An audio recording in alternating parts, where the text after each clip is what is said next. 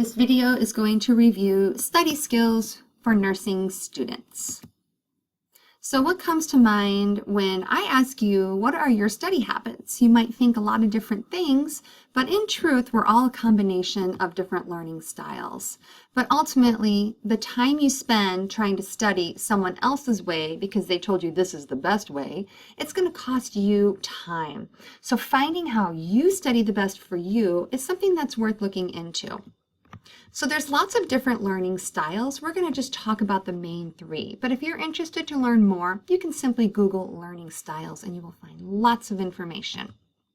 So the most common way students learn is visually. 65% of the population. They print PowerPoints, they print outlines, they color code their notes. They can do concept mapping where you link ideas and organize how they're related to each other. They like to have graphics and pictures with charts and tabs, and also Notability or GoodNotes, which are applications from your for an iPad if you have an iPad. And I also just want to mention outlines. Number 2, your ATI books are super duper because they're in outline format. So that's another great resource for visual learners as well. Auditory learners are about 30% of the population, and those students learn by hearing, so they like to record the lectures. Now, you need to be aware that not all instructors will allow you to record lectures, so you need to have permission in order to do that. Okay? But most students also learn best when they sit in the front of the class. We call those the success seats because you engage with the instructor, you engage with the content a little bit better, you stay more alert.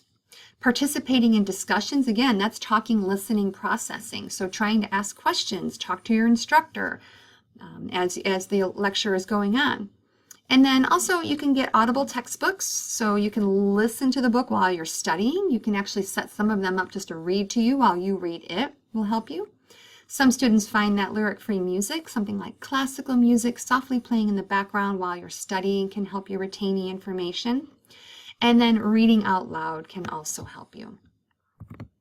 The other method I wanted to mention was tactile learners, 5% of the population. It's a small population, a little harder to access this learning style, but having a study space that really works well for you is a key. And also writing a lot, because the act of physically writing is moving your body and tactile. Okay. Teaching others is a great tip because when you teach other people, you organize and process the information. And then fidget while you study. You can get like a little rock or something and hold it in your hands and swirl it around your fingers while you're studying, and maybe that might help you retain the information. And then taking active breaks. Get up, take a walk, go get a drink of water, give yourself a little break, move your body. Okay, so what is best for you? It's going to be a constant reconfiguration. You have to ask yourself, what's working? What's not working? Where can I improve? How can I make this better? Okay, and ultimately the goal is the NCLEX exam, not just your next nursing exam. The instructors are all preparing you for that ultimate exam at the end that will make you be a registered nurse. But before we talk too much further, we should address test anxiety, because in my job here, test anxiety ends up being a really prominent issue for a lot of students. Okay, so no matter how well prepared you are, test anxiety can come between you and success, because if you have all of that information in your brain from all that beautiful studying you just did, anxiety can put like a curtain down between your brain and your ability to process. And you have to wonder, everybody has a little bit or some test anxiety, so working with what you have is optimal if you can do that. But ways we can optimize that, number 1, I like to tell you guys about mindfulness. Mindfulness is simply the act of controlling your crazy brain to stay on track and not just start jumping around and spinning and whirling around to all kinds of problems that don't really exist. Mindfulness can look a lot of different ways. I love yoga, I love meditation. It's what I often recommend to students, but it can be different things for you. So be open-minded about what might work for you. But these are some ways that will help you minimize anxiety before you take an exam.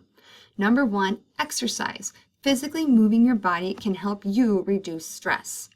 Spacing out your studying. Don't cram. I've had many students come in my office and say, man, I forgot to study last week. I was so busy. So I had to study all day yesterday and I had to cram and it was so stressful. So the act of cramming can actually create anxiety.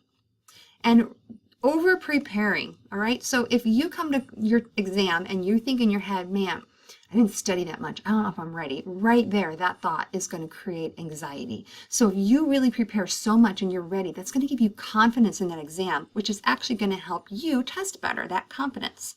Okay? Getting a good night's sleep is really important, having your body physically well rested, and arriving early. So lots of students, you get a flat tire, traffic was bad, lots of things happen on your way to school for to take that test. If you get there really early, if something does happen, you still have time. What do you do when you get here? Go for a walk on campus. Do some deep breathing, some little mindfulness to get your head in the right space for that exam. So use that time wisely. During your exam, these are some ways to minimize anxiety. So staying positive and relaxed, okay? So sometimes students miss a question and they think, man, I can't believe I missed that. And then the next question, oh, I'm so stupid. And then the next question, I'm never going to be a nurse. And they spiral out of control.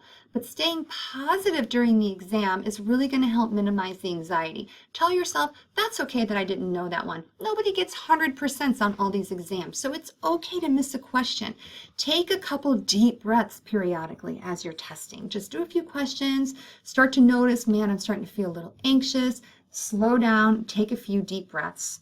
Make sure you read the questions slowly. Lots of you guys have probably done test reviews and realize you missed a key word or a key concept and you think, man, I didn't even see that word because you read too fast. Sometimes being a nurse can help too. So when they're describing a patient, imagine that patient in their hospital bed and you're the nurse and you're in the room with them. What would you do? What would they look like? How would you feel? Sometimes just embody being a nurse will help you minimize anxiety because it'll put you in that clinical situation. And then sometimes we just don't know. Make an educated guess, move on.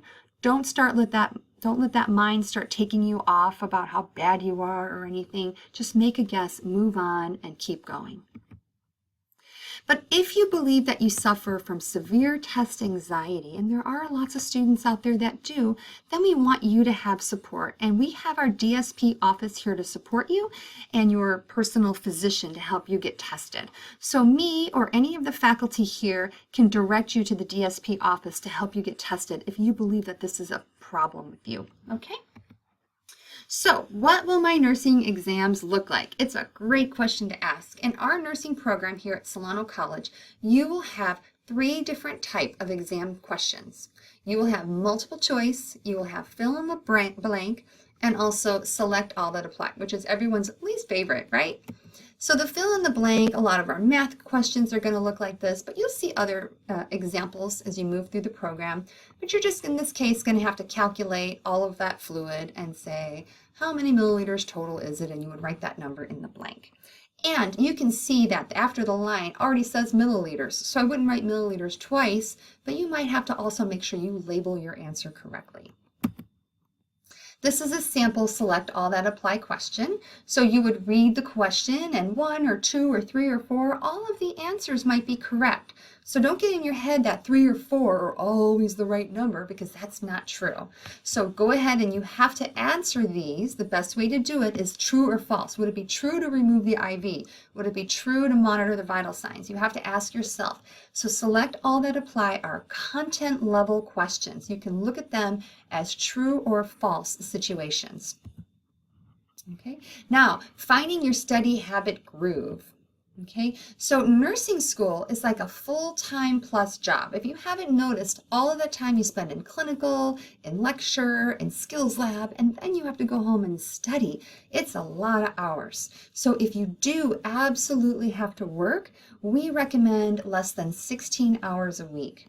If you cannot work and just make some sacrifices in your life, that would be optimal because working makes everything much more difficult to manage, but please don't work more than 16 hours a week. We want to plan to study 6 to 7 days a week, 4 to 6 hours a day. It's a lot of work, okay? The best way to do this is create a weekly schedule. And I have a blank schedule on my Success Shell under modules. And fill it in. Fill in your lecture time, your clinical time, your study time, but also put family time or you time in there because our program is 2 full years. And if you don't take care of yourself, your mental wellness isn't going to do so well either. So put some time in for you as well. Okay? Consider joining or creating a study group. Now, study groups are fantastic because you can divide up the work, you can problem solve together, you can teach each other, ask each other questions, share resources. And this little icon here is Google Docs, which I love. I use it for all of my work because no matter what computer I'm using, I can log into my Google Drive and have access to all my files. But what also is really wonderful is if you're in a study group, you can actually collaborate and all be taking notes on the same document at the same time. So you can just constantly stay in contact with your group while you're in lecture. You're not repeating the notes that somebody else already put in. Okay, now we'll talk a little bit about where and how to study. You want your study space to be comfortable with good lighting, free of distractions like kids and cell phones. And let's talk a little bit about how we're going to study. Okay, so my favorite method to recommend is the Pomodoro method, and Pomodoro is, I think, Italian for tomato. And I did not make this up. This was made up by very smart people, and I took some classes on how to study so that I can share that information with you. And the Pomodoro method, I think, is really wonderful because it puts your studying into chunks, and each chunk is about 30 minutes of studying. And this is how it works. We spend about 25, and I say about because it doesn't have to be exactly, about 20 to 25 minutes of focused study. This is where you and your content are just you and your content. That's it. It's your textbook, it's a YouTube video, you're doing NCLEX practice questions. Anything that is a learning environment is you and your content, just focused on learning.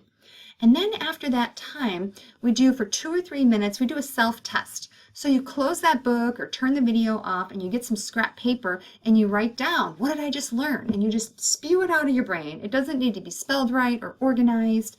You can use acronyms because you're just essentially pulling information out of your head about what you just learned.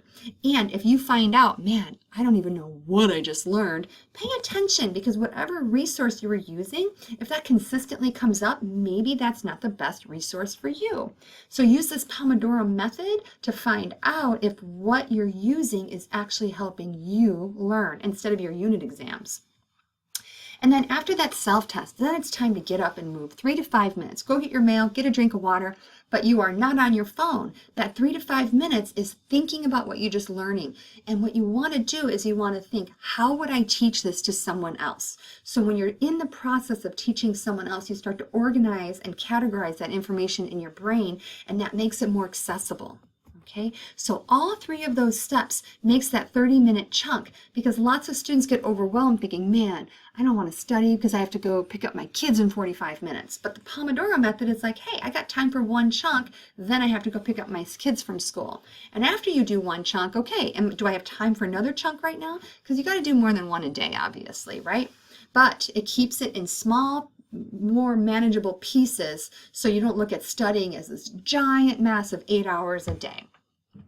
Okay, so this is another tip I want to give you. This is all before lecture. Okay, so let's say, for example, that chapter 10 was assigned to you by your instructor. Okay, so the first thing you want to do before lecture is go to chapter 10 and skim that chapter. And what I want you to think about is if you went to the Grand Canyon and you were standing there for the first time, you're just looking at the vista. You just want to see what's here, like what's going on, all these beautiful, amazing things. You want to look at bolded words, you want to look at charts, you want to look at highlights. You just want to know, what is this chapter about? Spend 10, some chapters maybe 20 because some chapters are really long, just skimming it and paying attention to what the chapter is about. And then at the end of the chapter, read through the key points. Maybe spend 10-20 minutes alone just on the key points because those key points are the author's recommendation of the most important content of that whole chapter. So you want to make sure you read that as well because remember, ultimately, you're not just studying for your unit exam, you're studying for your NCLEX. But now, after you skim read that chapter, you're going to go to your course syllabus and find the objectives. So your instructor, whatever instructor is teaching the content that day, they are giving you a path, a guide of this is kind of what lecture is going to be about. So you take those objectives and either write them out or type them out in your notes. Don't copy and paste, because the more you write and engage, the better you remember. But go back to that chapter, define those objectives. Okay, so you want to go to lecture knowing what those objectives are. So when the instructor is talking about those and lecturing on those, a lot of it is going to be content you already know. So you're going to be able to answer questions, you're going to be able to engage the instructor, because inevitably they will add more information onto that content while they're lecturing. And if you're just power writing every word they write down, you're not going to be able to add that additional content. Okay? So the resources that you use to study don't have to be your textbook. And I want to make it clear, you have to open your textbook. You have to be responsible for the content that's in your textbook. So I'd never say throw your textbook away, because that is not true. However, whatever content is in the assigned chapter is content that you can learn in other resources if you learn best with those resources, okay? So we use the assigned chapters to make a reliable list of the topics that are important for you to learn. You might go to YouTube and watch a couple videos on those topics, okay? So again, the resources you use to learn and study from don't have to be your textbook, but you have to use your textbook to find out what topics you need to learn. Okay, so because of that, you have limitless choices of resources that you can learn from. Here are some examples. Of course, your textbook is number one. The Potter textbook, for example, is very friendly reading. Most students that I work with don't have any trouble with the Potter textbook, but the Med-Surg book, there are some students that really do struggle with that one. So sometimes the textbook is great, sometimes it's not so helpful. For the specialty courses, PEDS, OB, and Psych, those books are typically more friendly to read as well. So you'll find that some books are good for you, some are a little bit more challenging. Okay, ATI is my favorite resource recommendation. Those rainbow books are really fantastic, so please remember that you have those. And again, a specialty for your specialty courses, PEDS, Psych, and OB, those ATI books are gold mines. And keep those in mind when you're studying for your board exam. Pull those out again. Don't get rid of those ATI books. They're fabulous.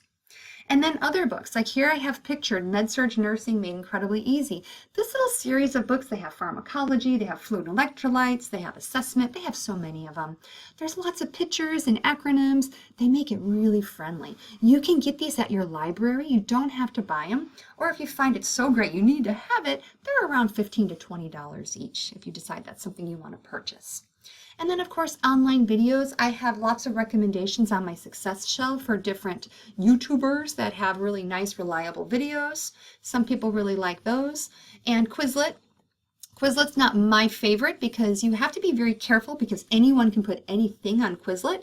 And I have sat with students that have found wrong information on Quizlet. So though I know lots of students like it, just be a little careful with who you're listening to make sure you're getting accurate information.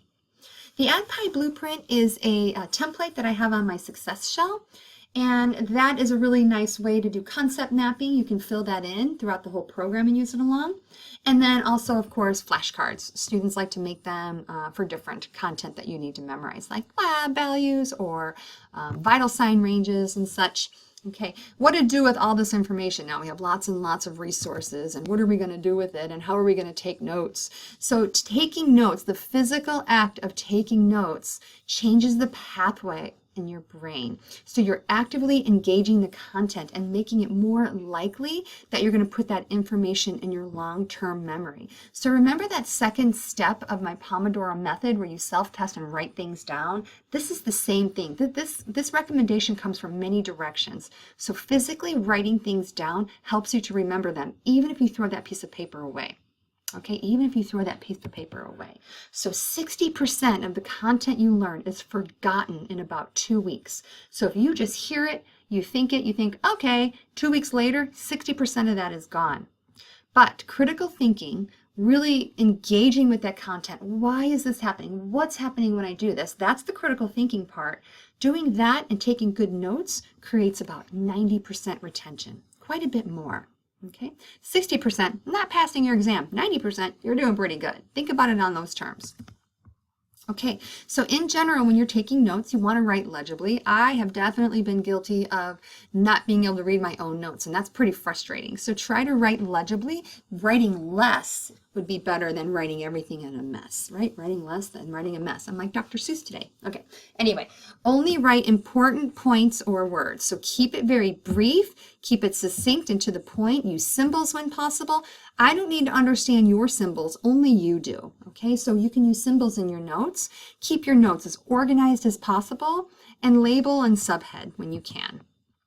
Okay, this is a little image of my nursing blueprint that I mentioned earlier, and this helps links diseases with signs and symptoms and interventions.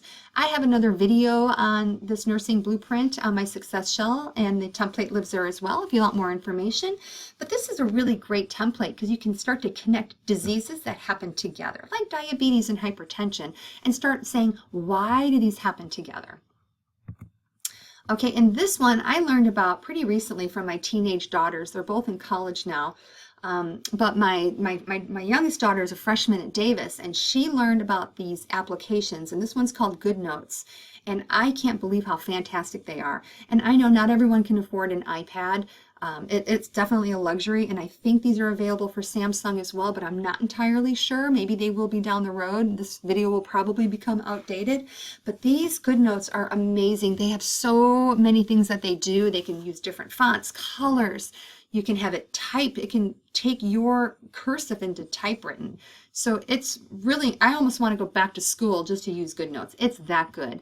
And all of my math videos, those are all done on GoodNotes because I am just sold on it. I think it's fantastic. So it's something to consider. Okay, Google Collaborations, like I mentioned earlier, you have your study group and you can see Dennis is typing this and Sarah's typing that and Mike is typing that, and you're all working together on the same document. So you're not typing in the same things. Some people heard the instructor say one thing, somebody else heard another thing, because you can't get every word of every lecture down. So this is updated in real time when you collaborate. So you can see who's writing what and adding what. You can add pictures to your Google Collaborations. You can do so much. So it's really, really fantastic. And this works for lecture and home study because you can collaborate live in lecture, but you can also go home and add to those documents, and you can say, you can break up the work. Each person can add to this document. So it's a really wonderful recommendation. Okay, now you're ready to go to lecture. It's a lot of work to get there, but now you're ready to go to lecture. So before your lecture, you're going to bring your notes with you. You want to bring all those notes that you worked so hard and prepared, and you're going to add to your notes in a way that promotes greatest retention for you, whether that's typing or writing or recording. It's your style, but you're just going to add to the notes. And again, preparing before a lecture is going to help you have a pretty good understanding of the general idea of what that lecture is going to be about. The instructors are going to always be adding to that. But if you already have a pretty good idea, you're going to be able to ask questions, you're going to be more engaged, you're going to have a better understanding of the content just by knowing what this lecture is about and preparing beforehand. Okay, after lecture, you want to review and summarize your notes. Sometimes you see something you think, I don't really get that, that's fuzzy, I'm not sure what that really meant or what I meant when I wrote that down. And if you really can't understand it, go to that instructor's office hours and say, hey, you mentioned this in lecture, I didn't really understand, could you help me understand it? Our instructors are all very happy to meet with you and help you explain, whatever that topic was. Okay, so again, study groups are a great way to reinforce. You can stay after class. If your study group, go to the library, get a study room, talk about the content together. Hey, did you write this down? Did you see that? So just sharing notes and reinforcing what you learn. Teaching each other, asking questions, just engaging the material. But if you're still lost and you just feel like, man, I'm just not getting it, come and see me. Because I have so many resources and recommendations, and I'm also just happy to talk with you. So please always feel free to send me an email and let's connect. It's never a bother. It's my job, so please do that as well. Okay? Oh, now we're going to get ready for the exam. Preparing for your exams. Okay, so reviewing your notes, great way to prepare for your exam. Not going to tell you to reread the chapters because I never told you to read the chapter. Okay? Review your notes. Review your notes, and then let's go to your resources. My #1 test recommendation is ATI.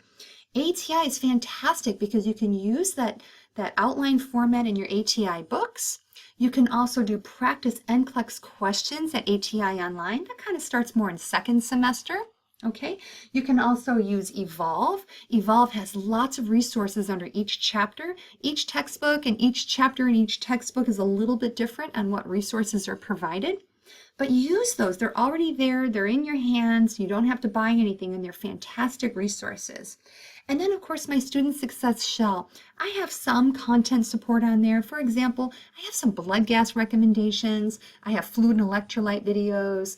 I have EKG simulators. There's a few little things on there that students struggle with that I put on my Success Shell, so you can use that as a resource. And I think lots of the instructors actually probably link those on their shells as well. Maybe, maybe not. I'm not sure. But also, peer mentoring and peer tutoring is something that I have been trying to set up, but it hasn't gone so well for various reasons. Hopefully that's something that we'll have down the road to help support you. Oh, exam day. Here we go. Again, good night's sleep. You want to make sure you come with your body physically rested. Protein, fat for breakfast, okay? So you know how you feel after you eat a candy bar? You get all buzzed and jittery and excited, and then what, 20 minutes, half an hour later, you kind of crash. That sugar crash. You don't want to have that sugar crash during your exam. So a high protein, high fat breakfast is a good recommendation just to keep you stable during that exam. And again, arrive super early. Get here so early, just in case there's bad traffic. You have lots of time. Take a walk on campus. We have a really lovely campus here. Take a walk, do some deep breathing, look at the birds. Just don't study anymore. You're done studying. Just get in the right mindset so when you sit down for that exam, you feel calm, you're rested, you're ready to go. Deep breathing is a wonderful thing just to get in the habit of taking care of it, because the deep breathing puts you into that wonderful parasympathetic nervous system. That's where we want to be when we take our test, okay? And then after the exam, treat yourself. I know lots of you guys beat yourself up because you chose C on that one and C was the wrong answer. Let it go. Okay, you worked hard. Take a break, treat yourself, go on a hike, go get an ice cream, take a break. Give yourself a break. And then make sure you review your exams, okay? If that doesn't take a lot of time, the instructors all set aside time to do test reviews. Mistakes stick. So if you miss something, instead of beating yourself up for it, think, okay, I'm going to get that right next time if I ever see that again. You want to make sure you don't learn and dump. And that is, man, learning stuff in first semester, thank goodness that's done. No, it's not. You're going to get the same information second, third, and fourth semester, just in different ways, okay? So you need to learn and retain that information. So, as always, like I've mentioned a few times here, it's just important to continually reevaluate. How can I improve? Every time you take an exam, I want you to, and even if you got a 90%, stop and think, how can I do this better? And why am I telling you to do that? I'm telling you to do that because your exams are going to get harder and harder and harder and harder throughout the program. You need to continually be adapting your test prep to prepare for those exams that are getting harder and harder. So just asking, where and how can I improve, is a good way to start on that path of improving your own test prep. And then be open-minded, come see me. Like I said, I'm always happy to see you. I'm always happy to have a chat. Go for a walk sometimes. You can just walk around campus with me and we can talk about your life and what we can do to help you out a little bit. But keep in mind that everybody in our program, we're all unique, and the support that we need, what's going to help us. And again, I am here to help you figure out your best you so you can be the nurse that you were meant to be. Okay, well, thank you for listening to this video. I hope you found some of this information to be helpful. And as always, I'm just one email away. Have a great day. Bye-bye.